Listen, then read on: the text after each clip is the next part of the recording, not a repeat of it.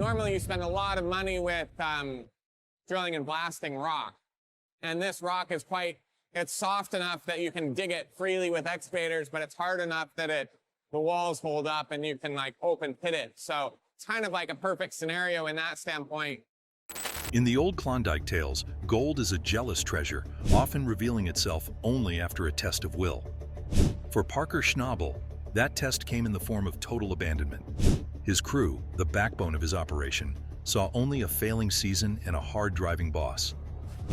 You do it too soon and you're spread way thin. If you do it too late, then everybody knows you're desperate. They packed their bags and left him standing on a patch of ground everyone had written off. They walked away from the grind, but what they were really walking away from was a $30 million fortune, moments before Parker would prove every single one of them wrong. A boss without a crew. 5,000-ounce goal, and at this point in the season, both plants have to deliver good gold every week for the rest of the season. The Yukon air was thin and sharp, so cold it felt like breathing in tiny shards of glass. For weeks, this unforgiving cold had been the only constant for Parker Schnabel's crew. They moved like ghosts in the pre-dawn gloom, their bodies aching with a fatigue that went bone deep. You see, the life of a gold miner isn't just hard work.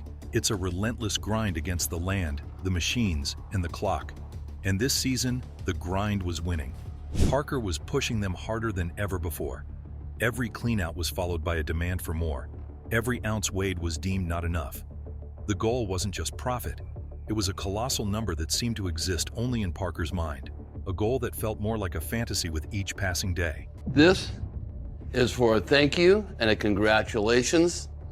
This is to those that help you get started, those that help you along the way, but aren't here to share. Let's pour that one out. The thing nobody tells you is that a mining crew is a fragile ecosystem built on trust and shared misery.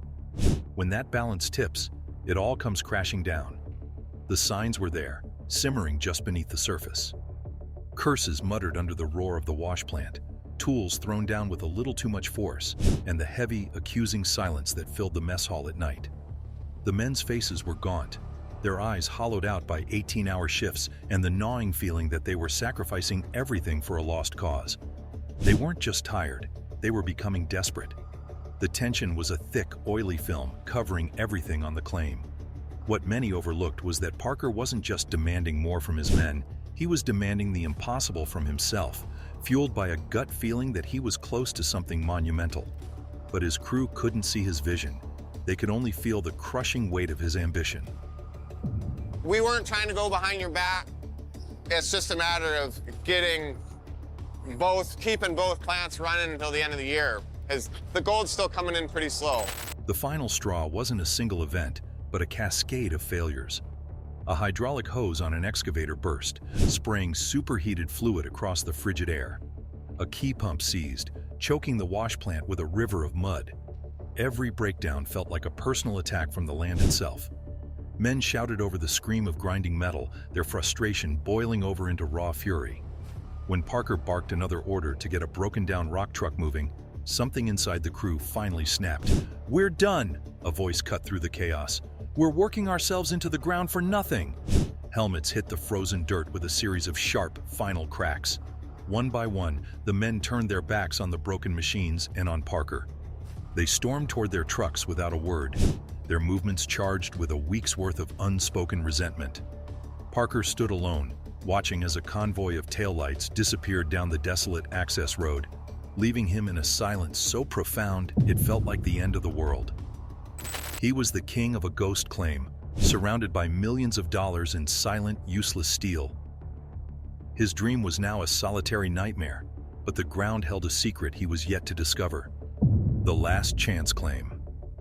The morning after the walkout dawned bleak and impossibly quiet. The familiar roar of diesel engines was replaced by the lonely whistle of the wind. Parker was left with a skeleton crew, a handful of loyalists who had either too much faith or nowhere else to go. They gathered around a small fire, the mood somber. To put it mildly, the situation was catastrophic. A mining operation of this scale requires a small army, not a few exhausted men.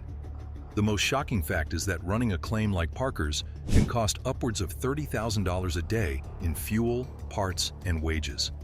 With most of his workforce gone, every silent moment was burning a hole in his pocket so large it threatened to swallow the entire season.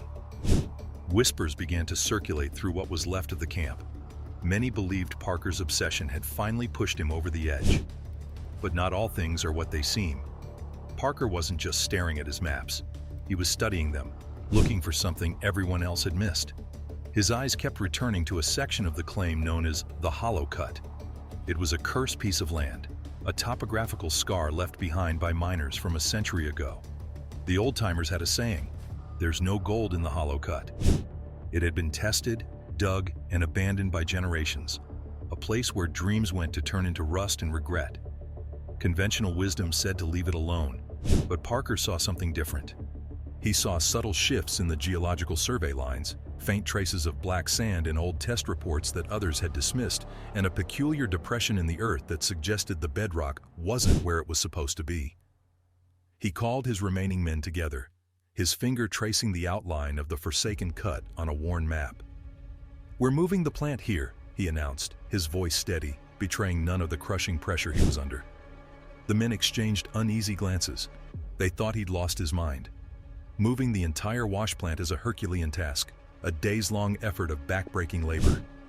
To move it to a piece of ground that was famously barren felt like an act of pure desperation, a final, futile gesture before admitting defeat. They argued, they pleaded, but Parker's resolve was like granite. He was staking the entire remainder of his season, his reputation, and his last few dollars on a place everyone else knew was empty. It was a gamble so audacious it bordered on madness. As the small crew began the grueling work of dismantling the wash plant, piece by heavy piece, a sense of doom hung in the air. They were following their leader, but they were following him into the void. They were about to find out if Parker was a genius or just another fool broken by the Yukon. The earth bleeds gold. The Hollow Cut was even more unforgiving up close. The ground was a stubborn, frozen mix of clay and rock that fought the excavator bucket for every inch. The first few days were agonizingly slow. The wash plant, now reassembled and looming over the desolate pit, sputtered through the low-quality pay dirt. The sluice boxes, which should have been catching glimmers of gold, ran clear. The faces of the remaining crew grew longer with each passing hour. Their loyalty was being tested, stretched thin by the relentless, fruitless labor. They were running on fumes, their faith in Parker dwindling to a tiny, flickering ember. They were on the brink of giving up, of joining the others who had abandoned the claim. Then, something changed. The pay dirt being hauled from the deepest part of the cut started to look different. It was darker, heavier, and streaked with a rich black sand so dense it looked like ink. This was what Parker had been looking for. Black sand is a gold indicator, as its weight causes it to settle in the same places as the precious metal. The first cleanout after hitting this new layer was tense. As the water washed over the miner's moss in the sluice box, a collective gasp went through the crew. It wasn't flakes, it wasn't dust, it was nuggets, dozens of them, thick and chunky and scattered like golden seeds. A cautious optimism began to spread through the camp. The next run was even better, and the one after that was unbelievable. The sluice was catching so much gold that they had to do cleanouts every few hours, a problem no miner in their right mind would ever complain about. The true scale of the discovery, however, remained a mystery until they brought in the final results from the assay office and combined them with a full weigh-in of the accumulated treasure. They gathered under the harsh glare of portable floodlights, the mountain of gold piled on a tarp, looking almost unreal. As Parker read the final certified tally, a stunned silence fell over the crew. It wasn't a few $100,000. It wasn't even $1 million. The number was so massive, so utterly world-changing, that it seemed to belong to a fairy tale. $30 million. The crazy thing is, a find of that magnitude hadn't been pulled from a single cut in the Klondike since the original gold rush over a century ago. For a moment, the men just stared, unable to process the figure. Then, the camp erupted in a primal roar of triumph and disbelief. They had stared into the abyss of failure and had come back with the treasure of a lifetime. But a fortune that large doesn't just attract attention, it awakens ghosts. The return of the damned. Word of the $30 million jackpot spread through the Yukon faster than a wildfire. You can see this everywhere in tight-knit communities. Secrets, especially ones that big, simply can't be kept. Truckers, bush pilots, and rival miners carried the story from one remote outpost to the next. The legend of Parker's hollow cut grew with every telling, becoming a modern-day fable of grit and impossible luck. The news inevitably reached the ears of the men who had walked out. They were scattered, some drowning their sorrows in Dawson City bars, others already hundreds of miles away, trying to forget their bitter departure. But there was no escaping this. They had stood on the edge of unimaginable wealth and had turned their backs on it out of frustration and impatience. The first of the deserters appeared a few days later, his truck rolling slowly up the access road like a funeral procession.